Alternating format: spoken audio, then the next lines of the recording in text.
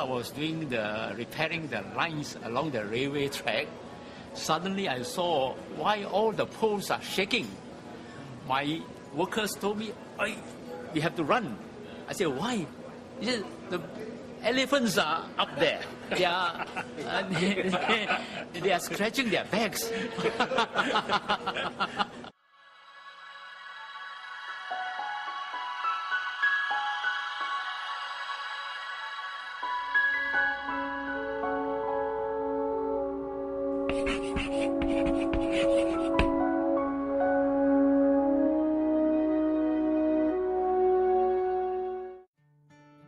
3 days later, my workman who was staying in Marapo, is one of the railway station there, he told me at night he had to run away because elephants come into his house and was looking for salt.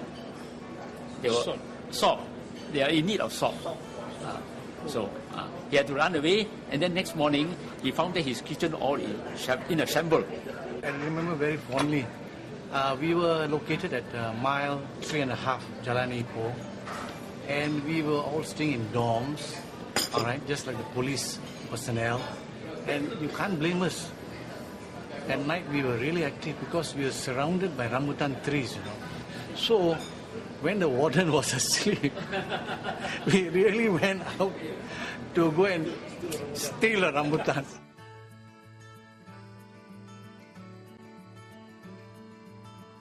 To have a telephone in your house, you got to put a line all the way from telecoms to your house.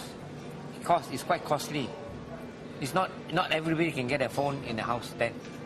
People have to go to this businessman or this rich man's house to beg to make use of his telephone.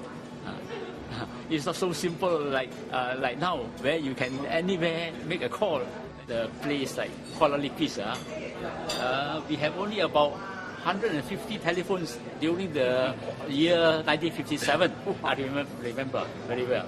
And then to make a call to Kuala Lumpur, I think 1.5 hours is quite normal. So the operator was a king actually, because they write the ticket there and then they came out like this. So they can either put the ticket in front or put the ticket at the back. So maybe good to the operators, they may get a call faster. So that is a very, very difficult time actually for these people. Those who are doing business are very, very difficult. Very often, especially during the rainy season, we have a lot of breakdowns. And then to make a call, say like Kuala Lumpur to Jerantut, it is, I think 3 or 4 hours is quite normal. And then these lines usually go through railway lines, and then while I was there, I have to maintain the lines, and it took me a long time to travel from one place to another just to locate a fault. I was working in route, so there are only 12 channels to Kuala Lumpur, or 6 incoming, 6 outgoing. So if the lines break down, that you had it finished already, no more. And the line runs through one route, like Kuala Lumpur, like Gap, goes to the railway line and go all the way to KL. So any of this thing break down, the linesman could go up at night. During that time, just before the independence, there were still a lot of terrorists around. And then that time, we had a lot of problems.